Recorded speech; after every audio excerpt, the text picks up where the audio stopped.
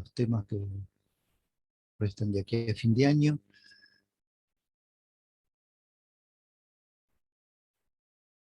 Vamos hoy a comenzar con la unidad 7, que corresponde al tema de campo magnético. Nosotros en la primera mitad del año nos dedicamos a estudiar todos los fenómenos eléctricos, iniciando por el estudio del campo eléctrico y las relaciones y las interacciones que había entre las cargas eléctricas. Y ahora en esta segunda mitad del año vamos a empezar viendo los temas de campo magnético para finalmente unir los dos conceptos en uno solo, campo eléctrico y campo magnético, como una, no que sean un mismo concepto, sino cómo interactúan entre ellos para producir los fenómenos que producen en el mundo en que vivimos. Alguna vez todos hemos tenido contacto con esto que llamamos imanes. Y cuando nosotros empezamos a principio de año a hablar de las cargas eléctricas y hablamos de los fenómenos de atracción y de repulsión, yo estaba muy preocupado porque no se confundiera eso con los imanes, no tienen nada que ver. Las cargas eléctricas se atraen y se rechazan por un fenómeno eléctrico. Y después está esto que es más conocido para todos nosotros, alguna vez de chicos y de grandes hemos jugado con imanes.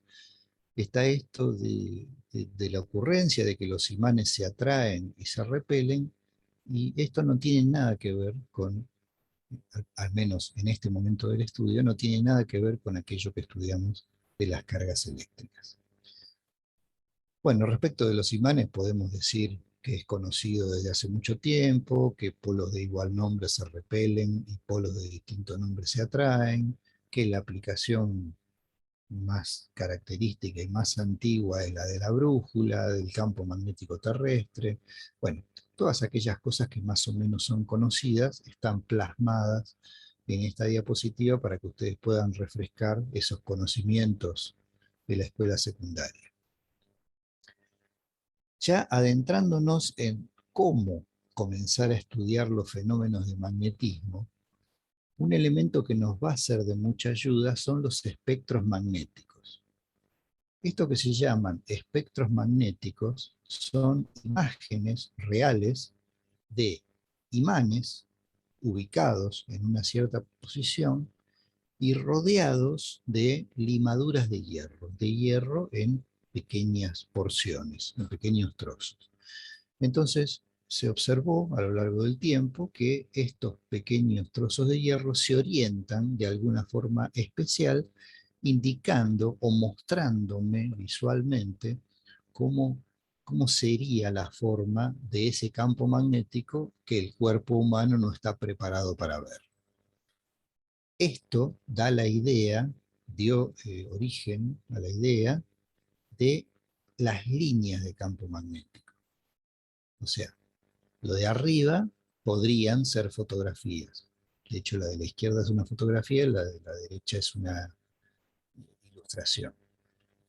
Las de abajo son elementos, son dibujos hechos por el ser humano, en donde se muestra la forma que tendría un campo magnético sin necesidad de hacer esta experiencia de arriba de tirar limaduras de hierro para ver cómo es el campo magnético que forman esos imanes.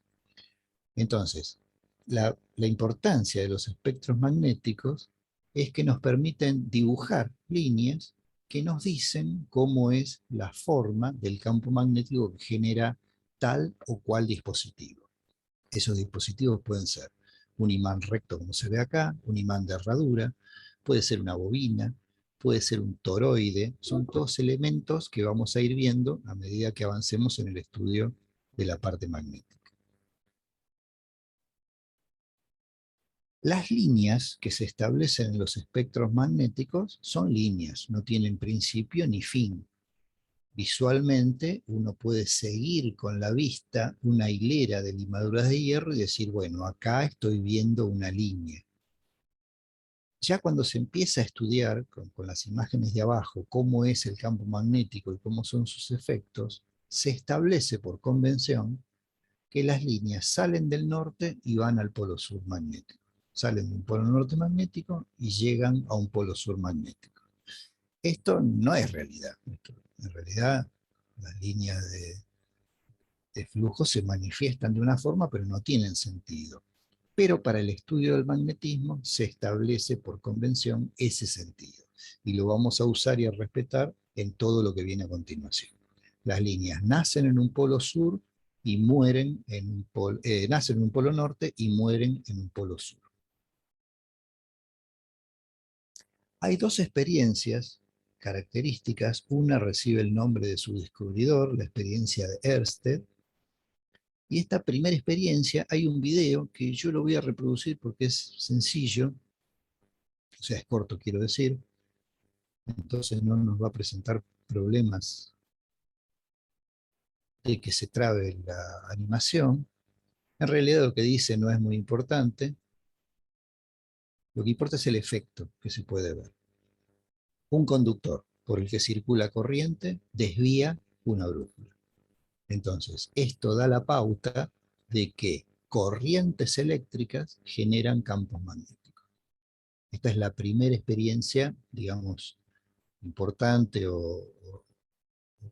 con la cual podemos empezar a estudiar los efectos magnéticos. La otra es que si tenemos dos conductores pendiendo de estos cables, de estas conexiones, y por estos dos conductores circula corriente, los conductores se atraen o se rechazan dependiendo cómo sea el sentido de la corriente.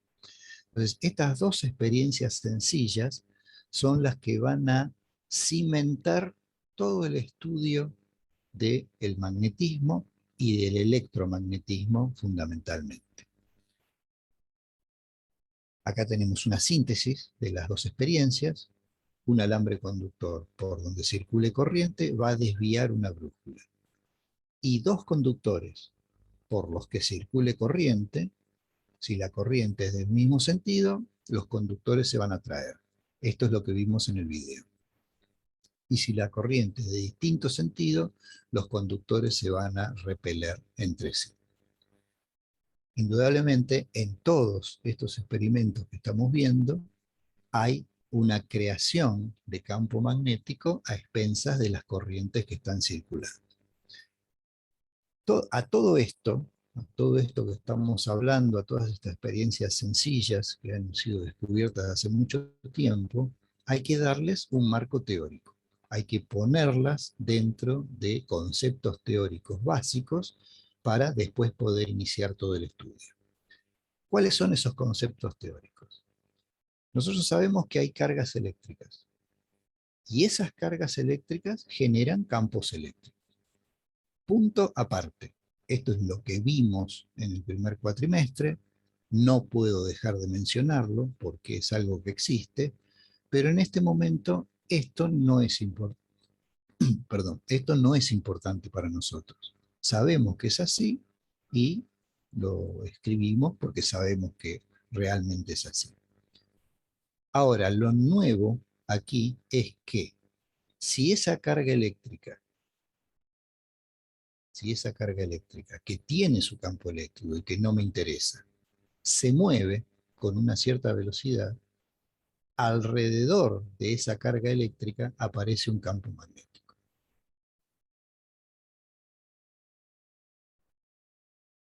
Este es el primer elemento que hay que tomar como verdadero para poder empezar a estudiar el magnetismo.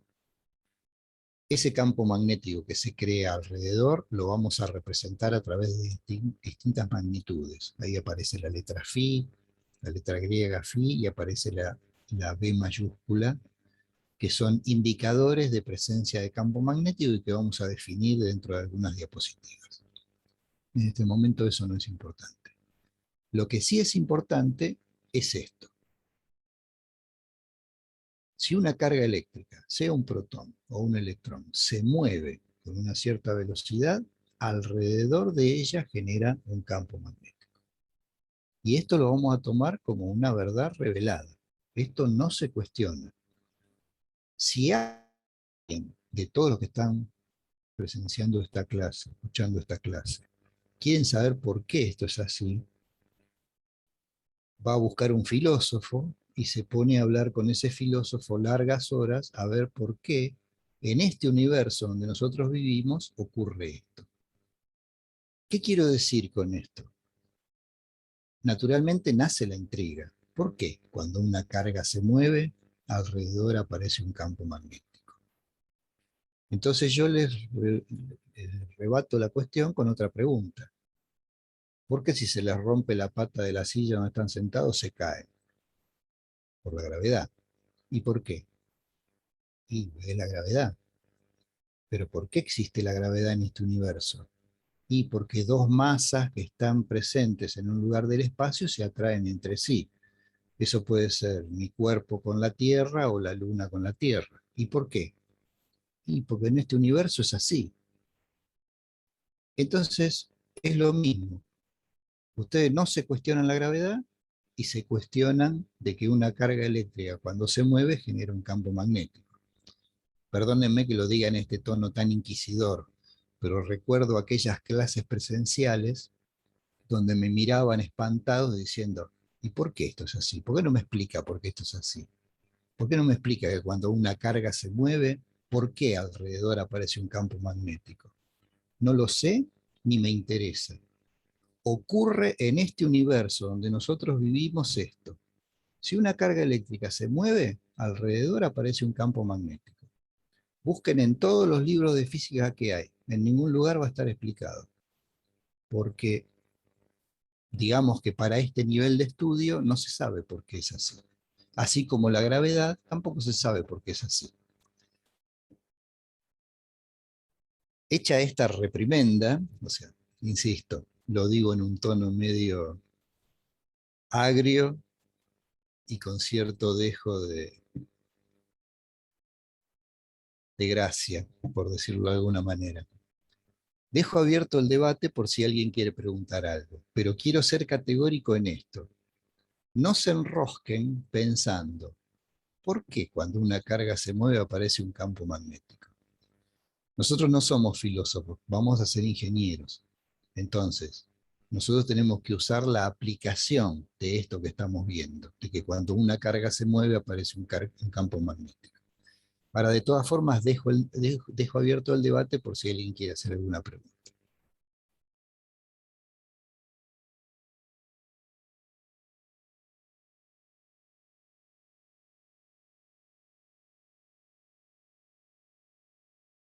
Bueno, estamos convincentes hoy. Bueno, entonces, no enroscarse y seguir para adelante. Cualquier carga eléctrica que se mueva genera alrededor un campo magnético. Y esto no es un verso, es verificable. Es verificable con la experiencia de Ørsted, que la hizo hace ciento y pico de años. Bien. La segunda cuestión es la siguiente. Ustedes seguramente están sentados en una habitación que más o menos puede ser representada por esta imagen que tienen en pantalla. Imaginen que por la pared izquierda de su habitación está entrando un campo magnético que genera a alguien, el que está en la otra habitación, el vecino de la casa al lado, alguien. Alguien está generando ese campo magnético y ese campo magnético está atravesando la habitación donde ustedes están sentados de izquierda a derecha. Inclusive esto podría ser el campo magnético de la Tierra. Ese campo magnético es representable a través de magnitudes como el flujo magnético o la inducción magnética, que en este momento no son importantes, las vamos a definir dentro de un rato. E imaginen que en la pared que tienen de frente, atrás de esa pared que tienen enfrente de ustedes, hay una carga eléctrica que se está viniendo. Hay una carga eléctrica que se viene. La mandó el vecino de enfrente, o el tipo de la otra cuadra, o alguien que estaba en Tolway, no sé. Nos disparó una carga eléctrica que se nos viene directo a nuestra frente. Esa carga eléctrica, como está del otro lado de la pared, a donde está el campo magnético, no está viendo el campo magnético, se mueve con velocidad y entra cruzando la pared que ustedes tienen de frente. En el momento que esa carga eléctrica entra al espacio de su habitación, esa carga siente, entre comillas, la presencia del campo magnético. Y esa carga que les iba a pegar en el medio de la frente a ustedes, por efecto del campo magnético, se desvía y se va por el techo de la habitación. Parece un cuento. Bueno, pero esto, en este universo donde nosotros vivimos, ocurre esto. Si una carga se mueve dentro de un campo magnético, se desvía de su trayectoria. Aparece una fuerza que hace que esa carga se desvíe. Si no hay campo magnético, la carga sigue su trayectoria. Viene desde enfrente como tiro para pegarme entre ceja y ceja. Pero en cuanto aparece el campo magnético, o la carga detecta la presencia del campo magnético, la carga se desvía y cambia su trayectoria. Profe, ¿y esa carga tiende a seguir una dirección en relación al campo magnético o se va hacia arriba por, no sé, la densidad? No, esa carga hace esto. Dame un segundo.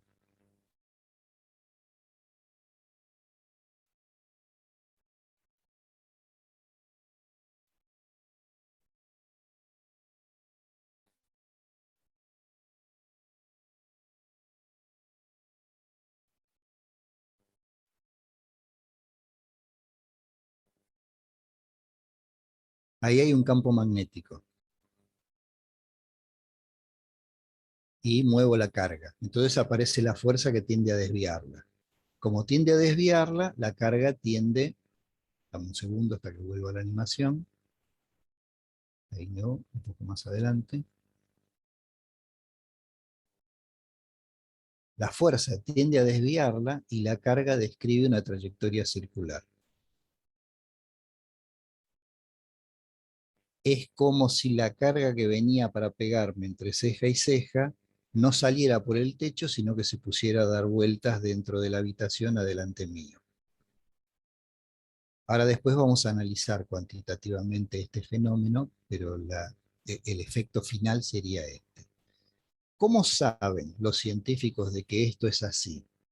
Porque los tipos tienen un elemento que se llama cámara de burbujas. Este es un video que es bastante largo, tiene una calidad relativa, no es muy bueno, pero y tiene una explicación traducida que no se va a ver bien ahora. Después véanlo.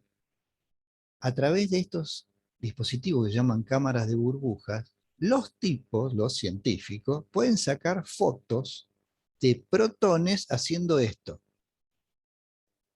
¿Cómo haces para fotografiar un protón? Bueno, en realidad no fotografías el protón, sino que lo que fotografías son las pisadas del protón, la huella que dejó el protón. Y entonces los tipos vieron que excitando este lugar del espacio con un campo magnético y disparando protones y electrones, esos elementos así describían estas trayectorias circulares. Y de ahí viene la construcción de esta imagen o de esta animación de computadora que hicieron ahí en el Instituto de California. Pero todo esto es demostrable científicamente. Obviamente nosotros no tenemos las herramientas para hacerlo, pero gracias a Dios hoy tenemos videos que explican bien cómo es la construcción de todo este fenómeno y la explicación de por qué esas fuerzas que aparecen son reales, son fuerzas que aparecen y que desvían a las cargas. Bueno, hablando de todo esto, llegamos a esta conclusión. Si una carga eléctrica se mueve adentro de un lugar donde hay un campo magnético, aparece sobre ella una fuerza que la desvía. Listo. Ahora nos quedamos 8 horas discutiendo por qué es así en este mundo.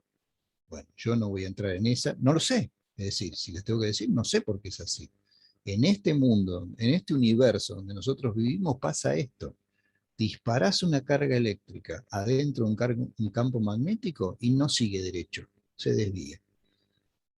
Bueno, entonces, estos dos postulados que acabamos de ver son por decreto del libro de Sears, por decreto del libro de Resnick, y por decreto mío adosado a estos dos tipos, a partir de ahora son ley.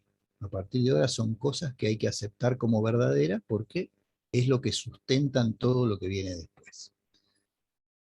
Bien, vamos a avanzar un poquito más porque son cosas, algo, no diría triviales, pero son videos que hay que verlos y no aportan mucho a lo que quiero explicar en este momento. Nosotros hablamos acá adelante, en la primera parte, de espectros magnéticos producidos por imanes permanentes. Ahora que definimos y dijimos por decreto, si hay cargas eléctricas que se mueven, aparecen campos magnéticos, entonces las corrientes eléctricas, las cargas eléctricas que se mueven, pueden generar también espectros magnéticos, porque generan campos magnéticos.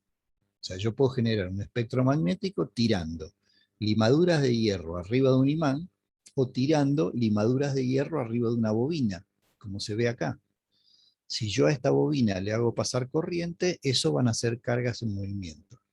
Esas cargas en movimiento van a generar campo magnético. Entonces, si yo tiro limaduras de hierro arriba de esa bobina, se van a formar las líneas de campo magnético que se ven acá.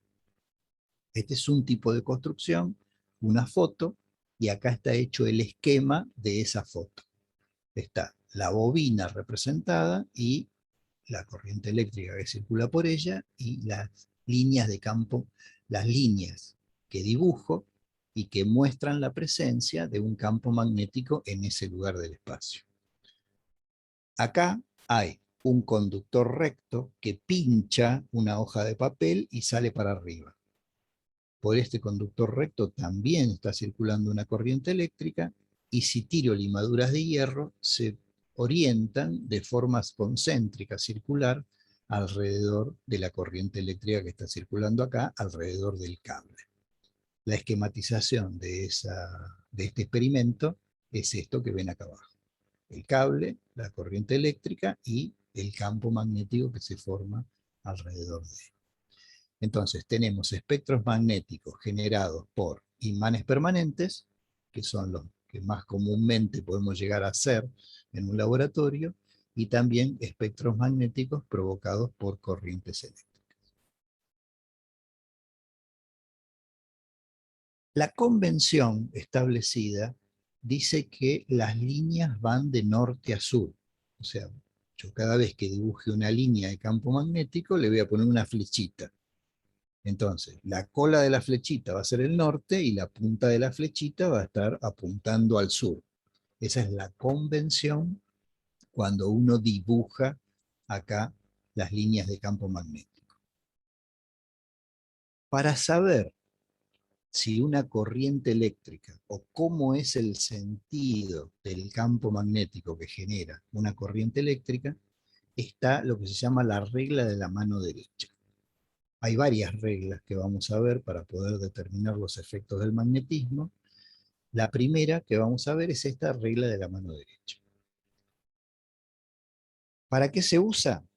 Para definir cuál va a ser el sentido de las líneas de flujo en relación a cómo es el sentido de la corriente eléctrica. Las líneas de flujo tienen que ir de norte a sur. Entonces, tenemos un cable que pincha un papel. En ese cable vamos a suponer que estamos mandando la corriente de abajo para arriba. Entonces, la regla de la mano derecha dice, agarra el dedo gordo,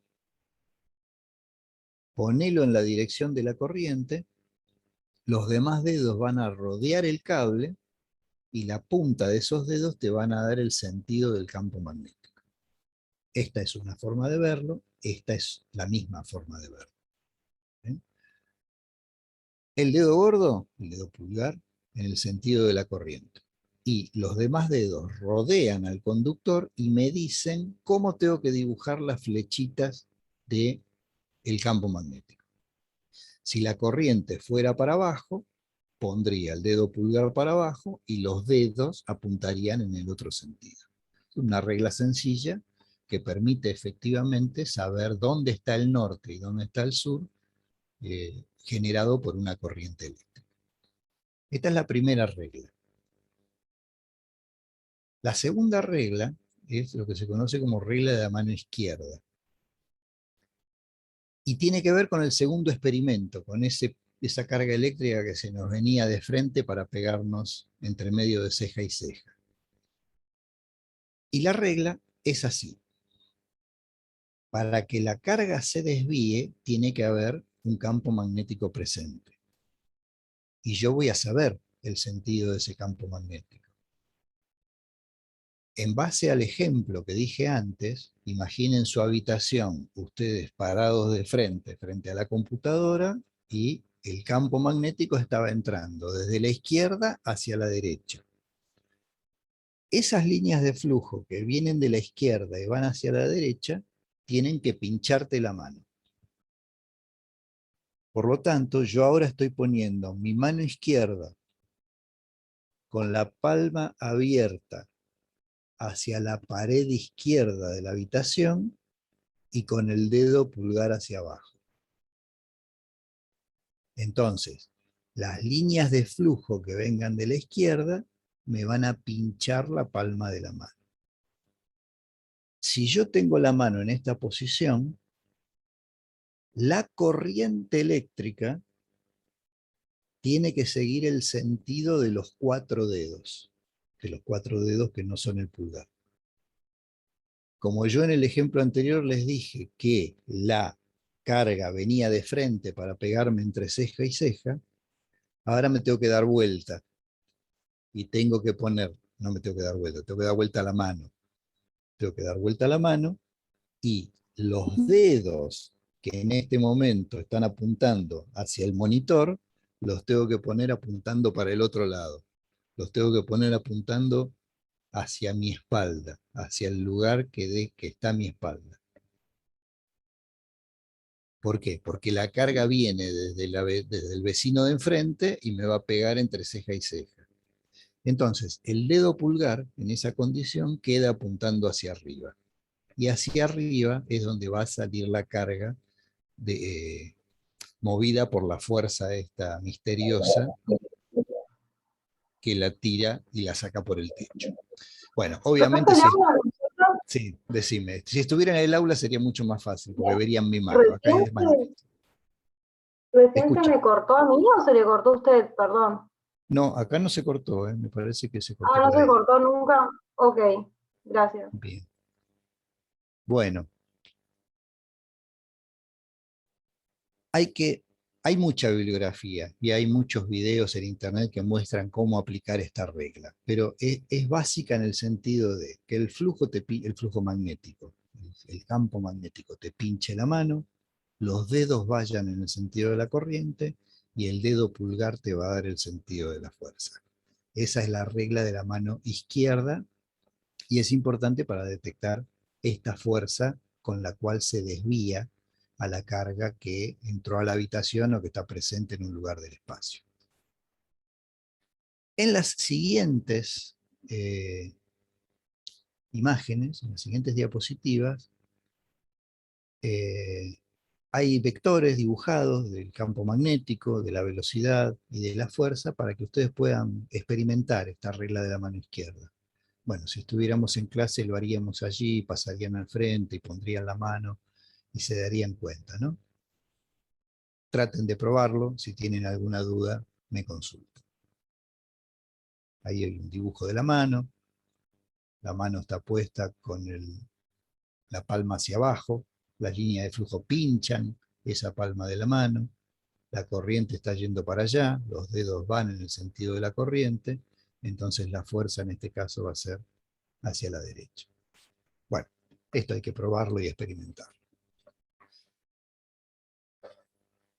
Bien, hablando de todas las generalidades del campo magnético, vamos a entrar a definir magnitudes que nos permitan estudiar y cuantificar ese campo magnético.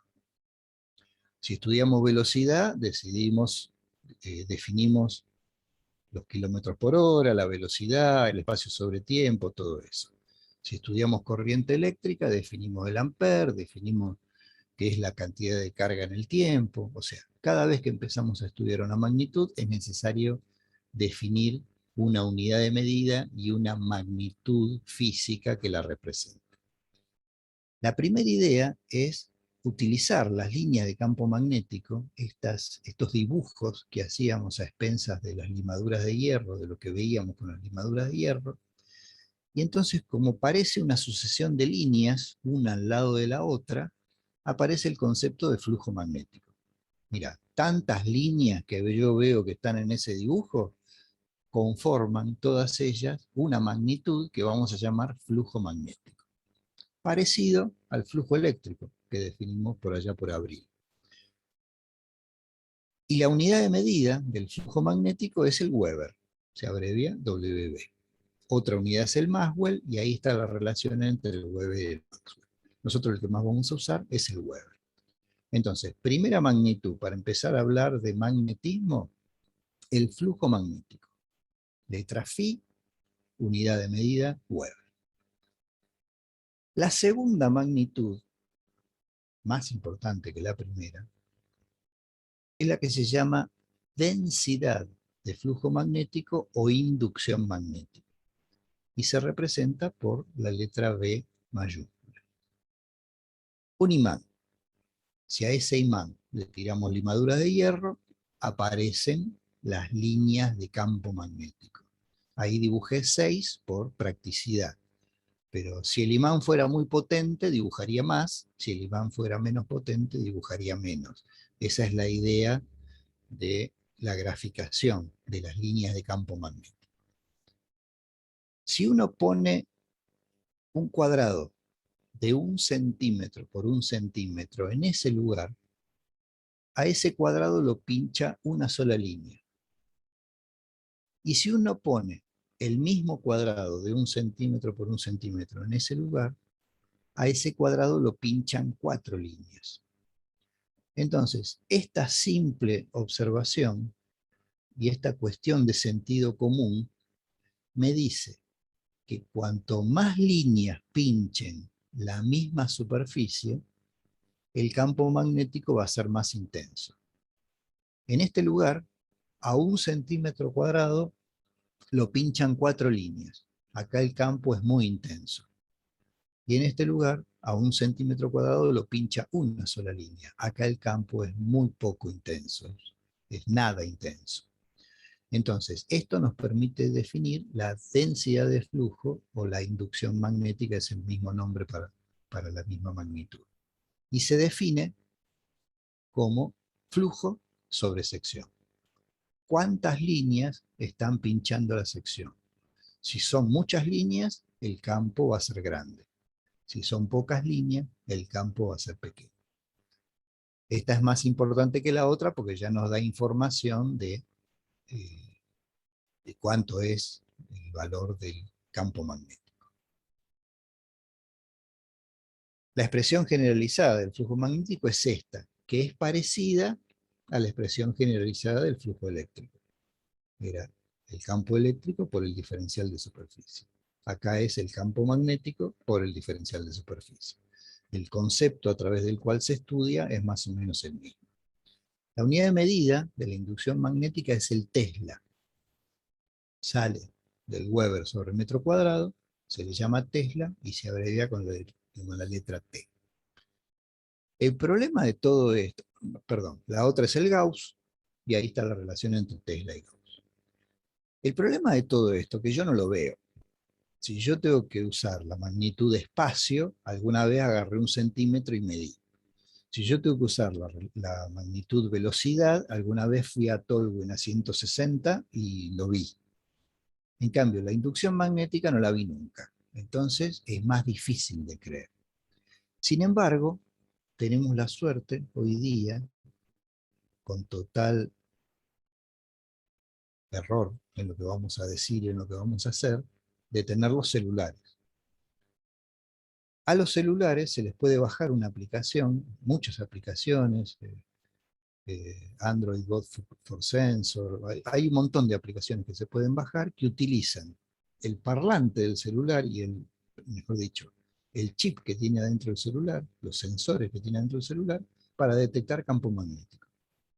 Entonces se bajan esa aplicación, activan el medidor de campo magnético y acá les dice 87 microtesla, 120 microtesla, y se ponen a jugar. Se acercan a un parlante y esto vuela, tiene un montón de tesla que no lo llegan a medir, y acercan un imancito y también marca. Bueno, no es la panacea, pero es una forma de creer que la magnitud Tesla, perdón, la magnitud inducción magnética con su unidad de medida Tesla existe y se usa para representar cuán intenso es un campo magnético. Profe, ¿le puedo hacer una consulta con Sí. respecto al tema de las bobinas? Lo que es la inducción magnética o el campo magnético, ¿siempre va a estar dividido al medio de lo que es el circuito, si es una bobina o si es un imán? Porque ¿cómo se conoce la parte norte y por parte sur, digamos? No digo por un tema de visualizarlo, sino para conocer, digamos. A ver, vos decís, a ver, espera, vamos un segundo, vamos y volvemos.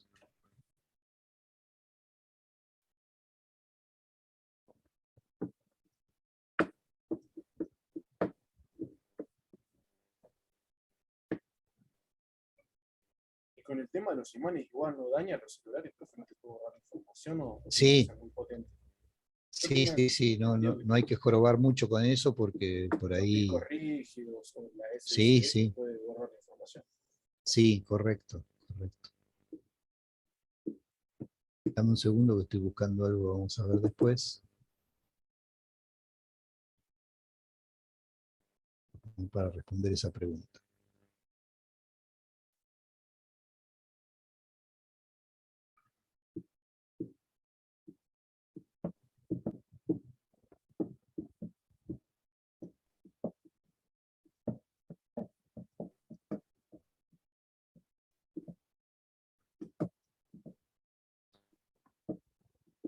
Alguna vez a lo mejor hicieron esto. Cuando yo acerco un imán a una bobina, circula corriente. Y pueden darse dos situaciones. O la corriente es de este sentido, entra por acá y sale por abajo, o la corriente es al revés, sale por abajo y entra por acá. Hay reglas, la regla de la mano derecha, la regla de la mano izquierda, y una segunda regla de la mano derecha que vamos a ver cuando veamos esta unidad, que me permite determinar cómo va a ser el sentido de la corriente. Entonces, no respondo la pregunta porque hay que ver esta unidad primero, pero la idea es esta. Si yo muevo un imán y genero corriente eléctrica, qué sé yo, yo puedo saber de antemano, sin necesidad de hacer la experiencia, cuál va a ser el sentido de la corriente eléctrica. Y por otro lado, para lo que estamos viendo ahora, si yo hago circular por una bobina una corriente eléctrica, en un sentido o en otro, yo puedo predecir, sin hacer la experiencia, para dónde va a estar el norte y para dónde va a estar el sur. Ah, ok, o sea que se puede conocer. Sí, se puede conocer. Ahora vamos a ver si... Sí, a ver si aparece por acá. No, acá no aparece. Aparece en la siguiente unidad, aparece cómo es la determinación esa que me estás preguntando. Okay, pues, no hay problema. Bien. Gracias. Bueno. La inducción magnética se mide con instrumentos llamados gaussímetros. Estoy hablando de instrumentos de laboratorio, de instrumentos industriales. Nosotros tendríamos un gaussímetro berreta con lo que hacemos en el celular bajando la aplicación. Nosotros sabemos que si vamos a Tolwyn, lo vamos a hacer a 100 km por hora. Y sabemos que el terreno de nuestra casa es de 12 por 20. Son magnitudes que manejamos cotidianamente. Pero no sabemos cuántos Tesla tiene un imán común. Bueno, un imán común más o menos tiene 0,3 Tesla. Un imán de neodimio, que son los famosos que andan dando vuelta por todos lados, tiene 1,23 Tesla. Un electroimán, 1,4 Tesla. Y después, rarezas. El campo magnético terrestre, el campo experimental, que no me interesa. Me interesan los tres primeros. Y me interesan los tres primeros para que les quede como señal o como algo que no pueden olvidar, que no existe un electroimán que me genere 30 Tesla. No existe. Puede existir experimentalmente en un laboratorio, pero no es tema nuestro, no es tema de la ingeniería. Nosotros, ¿para qué vamos a construir un electroimán? Para levantar cosas. ¿Para qué vamos a usar el campo magnético? Para hacer girar un motor, para utilizar un transformador. Bueno, todos esos elementos que acabo de mencionar no superan el 1,5 Tesla. Ninguno de esos bichos que acabo de mencionar van a tener un campo magnético más poderoso que 1,5 Tesla. Y eso lo tienen que tener bien presente, porque hace a poder resolver bien algunos problemas que vamos a ver más adelante. O sea, ¿qué quiero decir con esto? Si les pido calcular un campo magnético y el resultado es 2300, está mal. Está mal porque no existe. O me equivoqué yo al formular el problema o se equivocaron ustedes al hacer la cuenta. Entonces siempre hay que tener presente 1,5 Tesla como valor límite de inducción magnética que yo puedo tener domésticamente, industrialmente. Así como 160 kilómetros por hora será el valor límite de la velocidad con la que me puedo regocijar yendo de acá para todo. Matarme. Bueno, ley de Gauss del magnetismo. Vimos que había una ley de Gauss de la electricidad y también, como los conceptos son todos parecidos, hay líneas de flujo, hay superficies involucradas, etcétera, etcétera, entonces hay una ley de Gauss del magnetismo. La forma de la ley de Gauss del magnetismo, que no vamos a usar tanto como usamos la ley de Gauss de la electricidad, es simplemente informativa esta, tiene esta forma matemática. Integral cerrada de B por diferencial de S. La ley de Gauss de la electricidad, acá tenía E, todo lo demás era igual, y acá tenía Q y epsilon cero. O sea, el segundo miembro de la ley de Gauss de la electricidad no era igual a cero. En cambio, en la del magnetismo sí es igual a cero. ¿Por qué es esto? Porque esto es lo siguiente. Tiene que ver con lo siguiente. Si yo pongo un cilindro ahí, en esa imagen que acabo de construir, hay dos líneas de flujo que pinchan el cilindro y entran, y esas dos mismas líneas de flujo salen del cilindro y se van. Si yo pongo una pelota de rugby ahí, hay tres líneas de flujo que entran, que son esta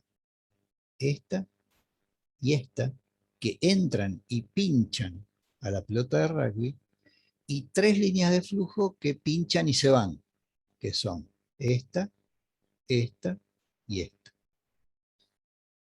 Si pongo una esfera en este lugar, hay 1, 2, 3, 4, 5, 6 líneas de flujo que pinchan y se van.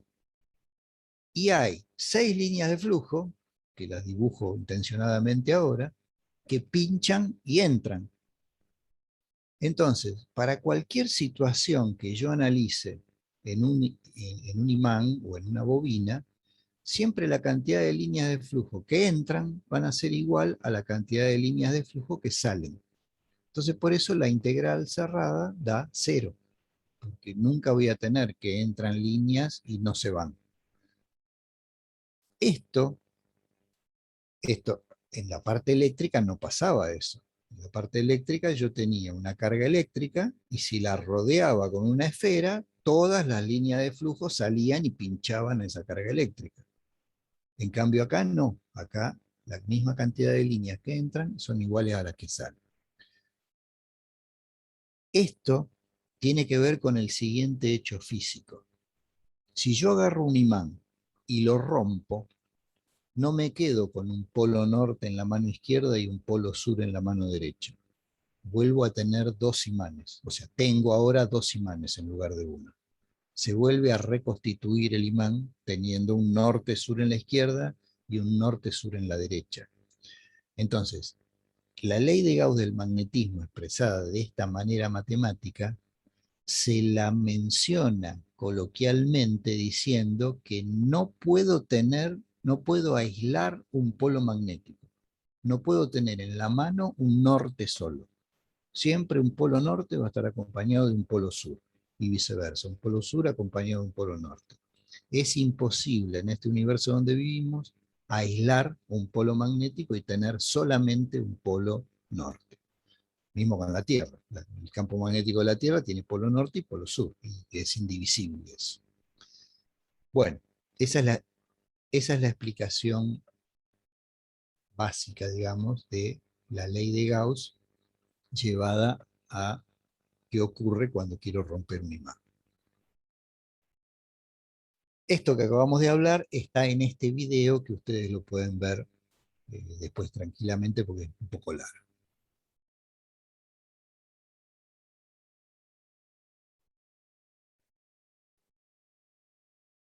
¿Cómo determinan o de qué nos sirve, de qué sirvió a la física estas fotos, estas huellas obtenidas en ese dispositivo que se llama cámara de burbujas?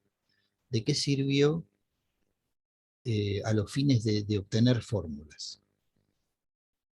Esas fotos permitieron obtener esta fórmula que estamos viendo acá, la que está arriba a la izquierda. Se los planteo en forma general para que vean que este dibujo tiene relación con esto que vemos acá. Estas son experiencias que permitieron realizar mediciones y que permitieron devenir en este desarrollo teórico. ¿Cómo es la cosa? Se demuestra a través de esas fotografías lo siguiente. Esta representación es de un campo magnético que en este momento está pinchando la pantalla del monitor. Está yendo desde mi posición del mouse hacia atrás del monitor. Es una forma de representar los campos magnéticos. Como los campos magnéticos se representan con flechas, con líneas y con flechas, es este campo magnético entrando a la pantalla del monitor, es como que yo veo las colitas de flecha que se están yendo hacia atrás del monitor. O dicho de otra forma, las líneas que están penetrando el monitor, lo que me muestran son las colas de flecha, porque yo las veo que se están yendo. Este campo magnético lo puedo representar por los Weber que tenga o por los Tesla que tenga. La inducción magnética o el flujo magnético. Una partícula, en este caso un protón, una carga eléctrica, que entre con una cierta velocidad a este campo magnético, va a describir o va a recibir una fuerza que la va a obligar a describir una trayectoria circular.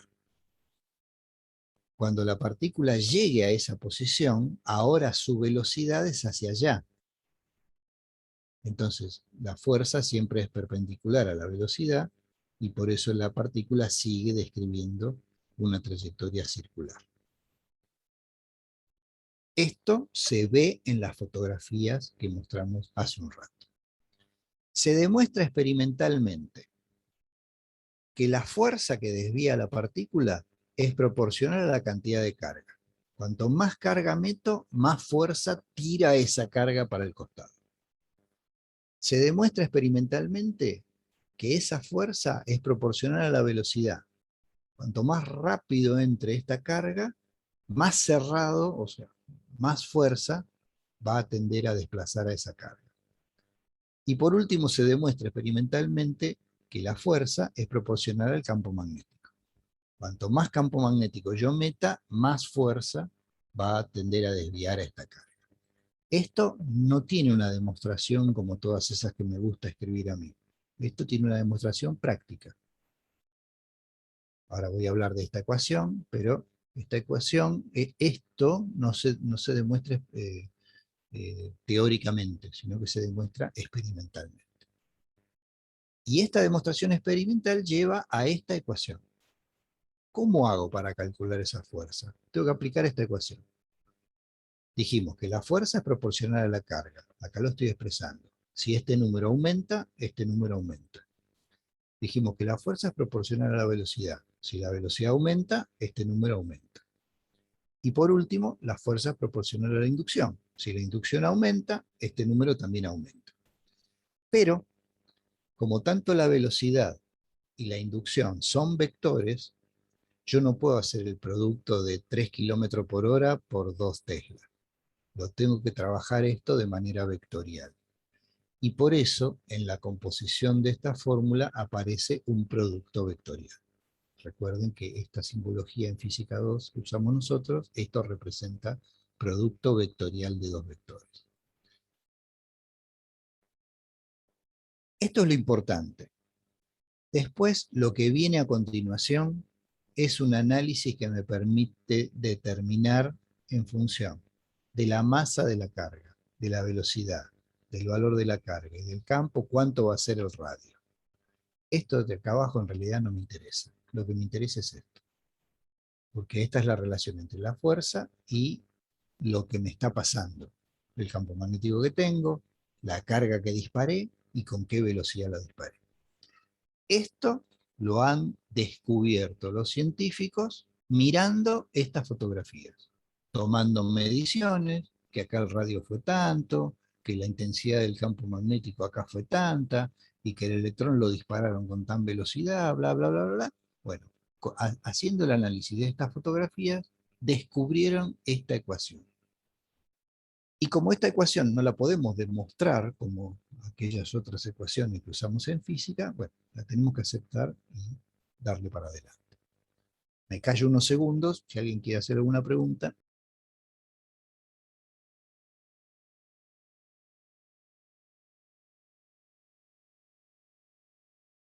Bien.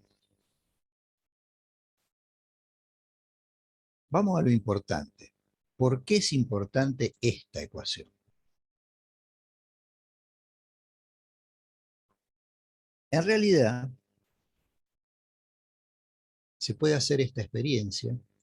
Esto es algo interesante en cuanto a que lo pueden bajar. El tipo se llama Walter Fendt y desarrolló un montón de estas animaciones para explicar los fenómenos físicos. Yo lo tengo bajado a mi computadora, pero ustedes lo pueden buscar en esta página web y lo bajan. Y son programitas que corren y que muestran lo que pasa. ¿Qué tengo acá? Un imán que genera el campo magnético. Una batería que no está dibujada, pero una batería que me entrega esta polaridad, positivo o negativo, y un interruptor. Cuando cierro el interruptor circula corriente. Y la corriente, cuando circule por este cable que está acá abajo, la mezcla de la corriente con el campo magnético hace que el cable se desvíe. Esto es una pavada. Quiero decir, es una pavada porque es una animación. A mí me gustaría ver la experiencia real y no esto que estoy viendo. Pero créanme que ocurre así. Cuando estamos presencial, yo tengo un dispositivo que lo llevo, lo muestro y ven esto en vivo y en directo. Bueno, ahora hay que crearlo así. Si yo invierto la corriente, el cable, este cable que está colgando, se desvía para el otro lado. Y esto es muy importante. ¿Por qué es muy importante? ¿Cómo imaginan que se mueve un motor? Se mueve un motor gracias a esto. A un motor yo le genero adentro un campo magnético y le hago circular una corriente. Entonces, esa corriente hace que sobre el conductor aparezca una fuerza y esa fuerza pone a girar al motor. O sea que este va a ser el origen del principio de funcionamiento de un motor. Esta fórmula que vimos acá está bárbara. Para los científicos teóricos es como comer un tarro de dulce de leche. Los tipos están chochos con esa fórmula. Imagínense, para esas personas, poder ver lo que hace un protón o un electrón y poder determinar cuál es la fuerza que actúa sobre él.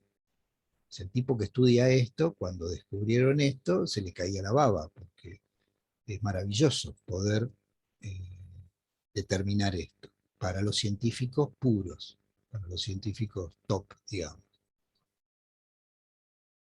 Y sin llegar a ese cholulismo, Esto es muy bueno para nosotros, los ingenieros, porque con un campo eléctrico y con corriente eléctrica podemos mover cosas, podemos mover un cable, podemos hacer que un motor gire. Sin embargo, esta fórmula, que para los tipos es bárbara, a nosotros no nos sirve. Porque nosotros, para poder aplicar esta fórmula en un motor, tendríamos que conocer la inducción magnética del motor. Sí, eso lo podemos conocer, eso sería fácil de conocer. Tendríamos que saber la carga eléctrica que se mueve adentro de ese motor. Lo podríamos conocer, pero sería complicado. Con un tester no podría medir la carga eléctrica. Y tendríamos que saber la velocidad con la que se mueven esas cargas eléctricas. También sería complicado, porque tendríamos que imaginar adentro del cable a qué velocidad se están moviendo esas cargas eléctricas. Entonces, esta fórmula es bárbara para los científicos teóricos, pero para nosotros no nos viene bien. Entonces, basados en esa fórmula, vamos a llegar a esta última fórmula, que esta para nosotros sí nos viene bien. Ahora vamos a ver cómo es la deducción.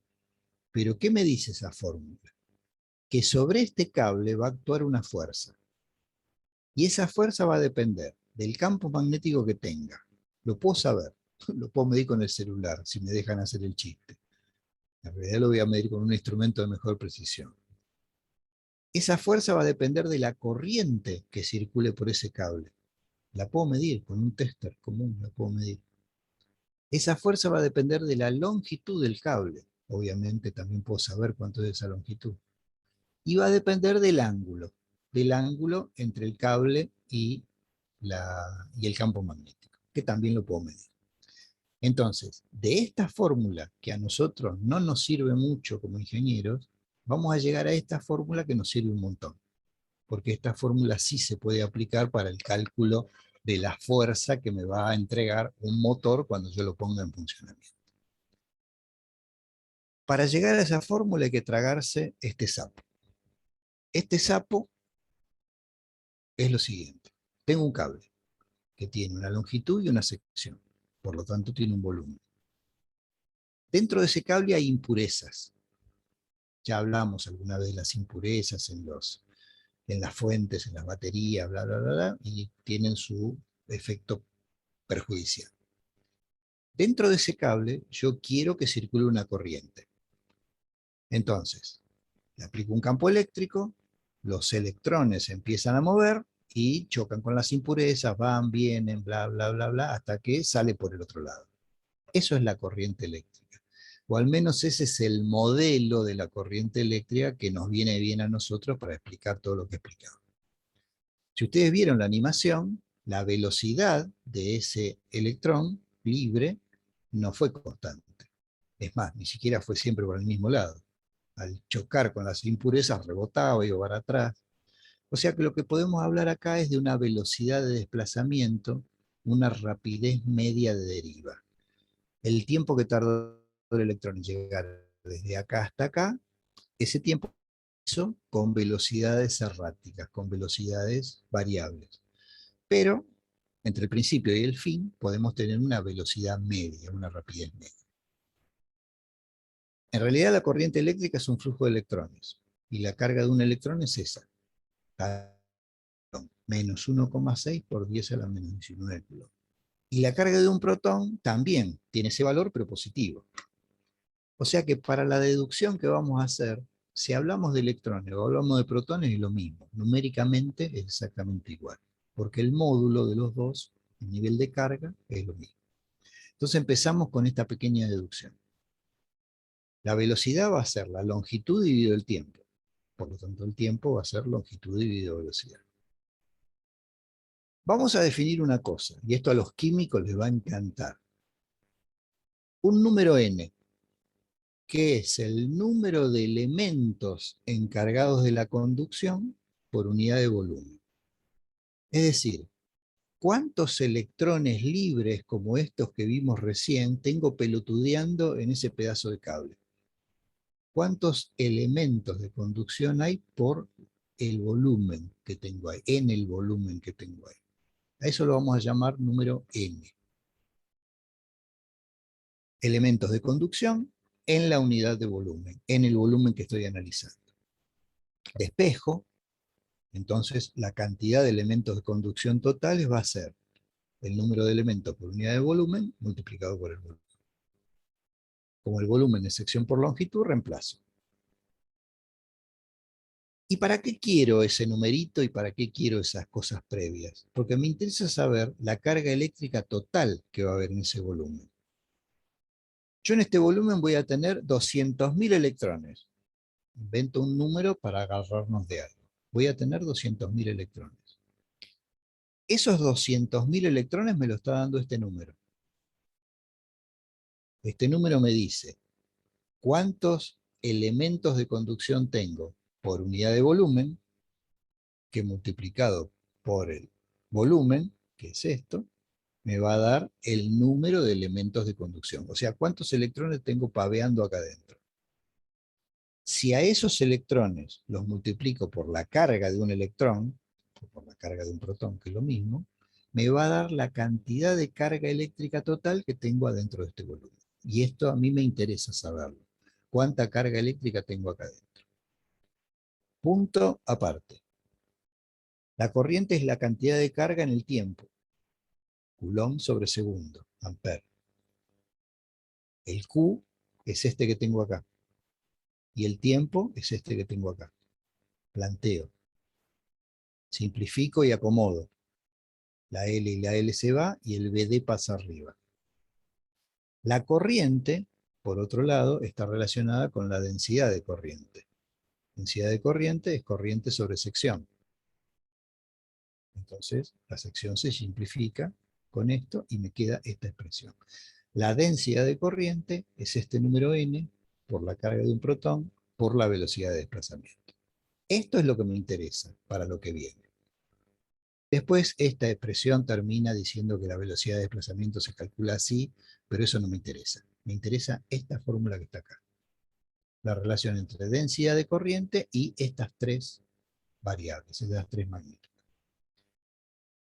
Y con esto nos vamos a lo que realmente nos importa. ¿Qué es esto? Un campo magnético que sale del piso y va para el techo. Un cable puesto perpendicular, o mejor dicho, paralelo al piso, por el cual, que tiene una longitud, que tiene una sección, y por el cual va a haber cargas eléctricas moviéndose, va a haber una corriente eléctrica, con una cierta velocidad, que es la que hablamos recién.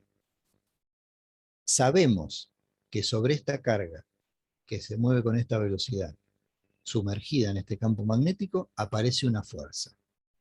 Acá estamos dibujando la fuerza sobre un solo protón. En realidad, en este cable, y esa fuerza se puede calcular con esta ecuación que predijeron esos científicos locos. El producto vectorial de dos vectores es b por el seno de tita. El ángulo tita entre b y b, para este ejemplo que estoy poniendo acá, es 90 grados. Así que el seno de 90 es 1, me queda más fácil la ecuación. En realidad acá yo no tengo un solo protón moviéndose. En realidad los protones no se mueven, ¿no? Se mueven los electrones. Pero como dijimos que hablar de que se mueva el protón o hablar de que se mueva el electrón es lo mismo, porque la cantidad de carga es lo mismo, lo hago con los protones, así me queda todo positivo. Esos protones se están moviendo y me están formando, todos ellos, corriendo como locos por este cable hacia allá, me están formando la corriente eléctrica que va por este cable. La fuerza total que actúe sobre este cable va a ser la suma de todas las fuerzas que actúen sobre todos los protones que se están moviendo como locos para allá. La de este, la del que está acá al lado, la del que está acá adelante y la del que está acá atrás. Por eso era tan interesante o tan necesario saber cuántos protones se estaban moviendo ahí adentro. Porque sobre cada uno de esos protones va a aparecer una pequeña fuercita. Y la suma de todas esas fuercitas me va a tirar este cable hacia la derecha. La suma de todas esas fuercitas me va a tirar el cable hacia la derecha. Esto es la representación de esa animación que vimos hace un ratito. vamos con la parte más pesada. Recurrimos de nuevo a lo que hablamos en la diapositiva anterior. Sabemos esto, porque lo definimos en la diapositiva anterior, y sabemos que la fuerza puede ser calculable a través de esta expresión. Ya, acá, en esta expresión, nosotros estamos calculando la fuerza que se ejercía sobre un solo protón. Acá vamos a estar calculando la fuerza total, porque estamos considerando a todas las cargas que están presentes en este campo. Reemplazo, porque Q es todo esto, es lo que vimos en la diapositiva anterior. Acomodo, ordeno un poco ahí las variables. Vuelvo a hablar de la densidad de corriente, que es la corriente que hay en una sección. La corriente es cantidad de carga en el tiempo. La cantidad de carga la vuelvo a reemplazar por esto. Simplifico. L sobre T es velocidad. Y acá me quedó N por velocidad y por P. Y eso vimos en la diapositiva anterior, que era densidad de corriente. Lo pongo ahí, porque es densidad de corriente. Y la densidad de corriente es I sobre S. Así que la reemplazo. Simplifico las S y llego a esta fórmula. Esto no lo puedo usar. ¿Cómo hago para saber en un motor cuánto es la velocidad de los protones o de los electrones? ¿Cuánto es la carga eléctrica que hay presente? No lo puedo usar. Si quiero levantar con un electroimán, ¿cómo hago?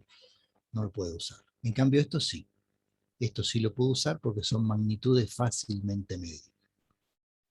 Si el ángulo entre el campo y la velocidad es 90, entonces la fórmula queda de esta manera, V por I por L, y es más fácil de usar. Bien, me callo 10 segundos.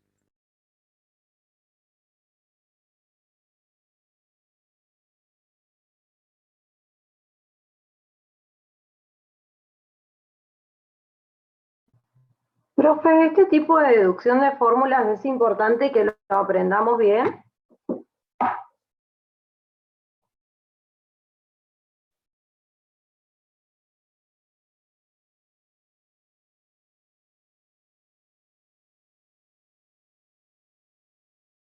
Perdón, estaba hablando y estaba silenciado. Sí, la respuesta es sí. Porque si no Ok, nos... profe.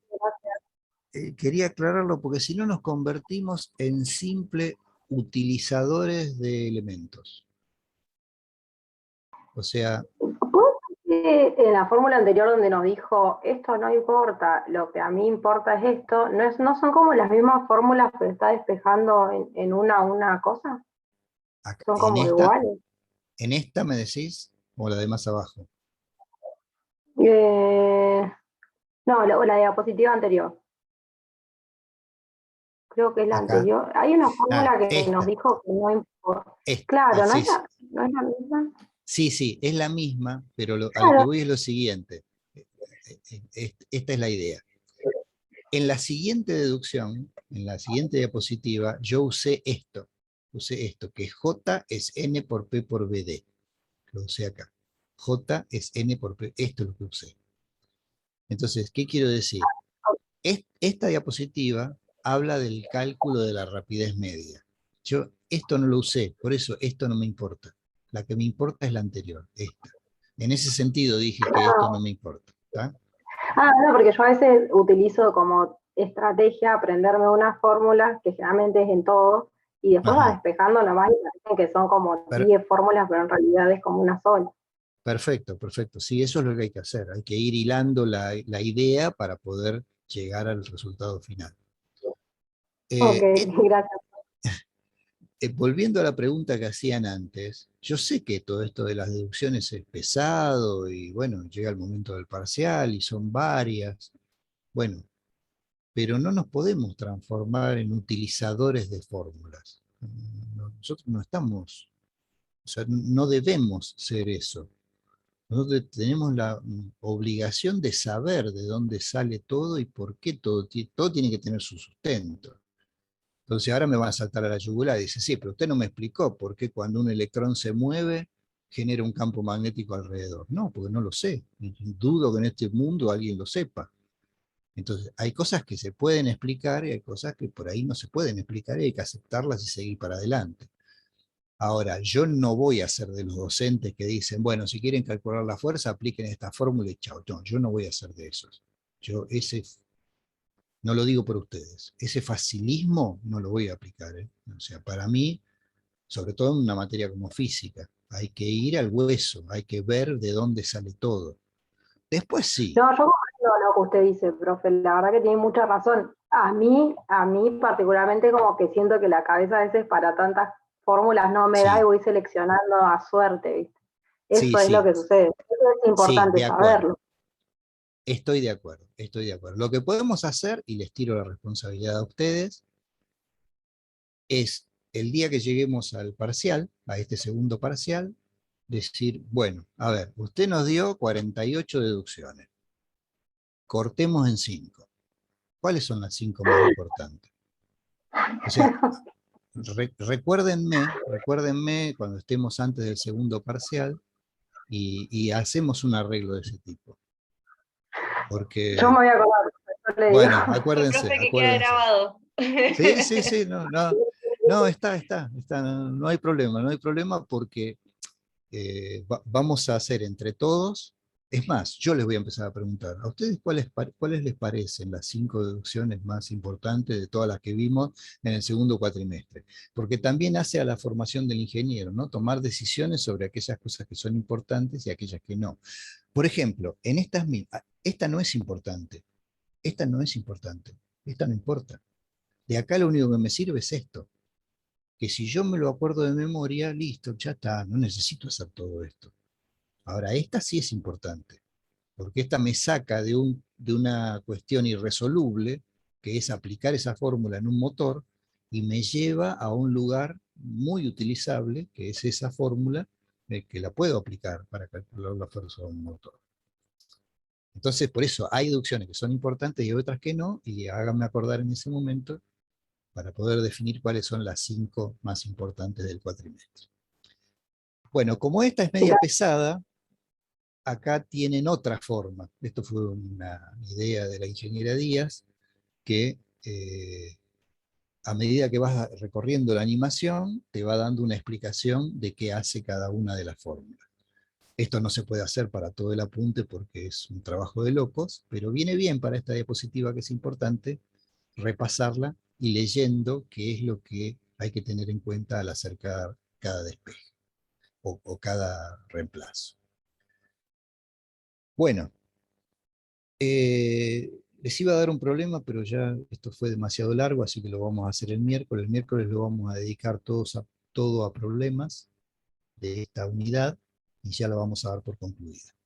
Así que bueno, si no hay ninguna pregunta, los libero y nos estamos viendo el miércoles próximo. Profe, una Chao. consulta. Sí, por ¿Usted favor. modificó el PowerPoint? Porque Sí, yo desde que descargué gracias. no está Gracias. igual. Gracias, Faltan un par gracias, de gracias. diapositivas. Sí, tenés razón. Mirá. A ver, hoy a las 3 de la tarde me puse, antes, a las 2 de la tarde me puse a ver esto, digo, bueno, lo voy a dar así, voy así, tengo que tener esto abierto, tengo que tener todo, bla, bla, bla. Bueno, listo. Y me di cuenta que faltaba esto. Y lo La agregué. diapositiva 35. Es la 35. Entonces, a las 3 de la tarde volví a subir el apunte donde está incluida esta diapositiva. O sea, Ok, si ustedes lo listo. bajaron antes de las 3 de la tarde, no está. Si lo bajaron después de las 3 de la tarde, ya está esta diapositiva. Gracias por hacerme acordar. No, por nada, gracias. Bueno, nos vemos. Si no hay otra Chao. pregunta, nos vemos. Podemos, profe. Buenas noches, Nos vemos. compañeros. Adiós. Au.